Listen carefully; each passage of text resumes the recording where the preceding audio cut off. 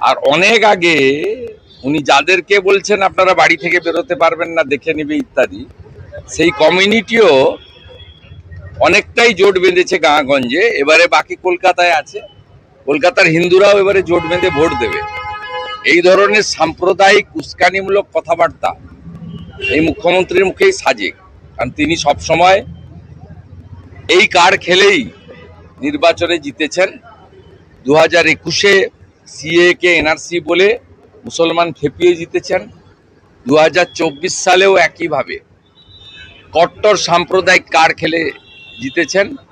হুমায়ুন কবির নিজে স্বীকার করেছে যে মুখ্যমন্ত্রী তাকে দিয়েই বলিয়েছিলেন শক্তিপুরে, বহরমপুরে, যে আমরা এখানে 70, অন্যরা 30, চাইলে কেটে ভাগীরথীতে ভাসিয়ে দেবো। ওটা উনি বলে স্বীকারই করেছেন। এটা আমার কথা ছিল না, এটা মুখ্যমন্ত্রী আমাকে বলতে বলেছিল ইউসুফ পাঠানকে জেতানোর জন্য। প্রাক্তন ডিজিকে অতিরিক্ত দায়িত্ব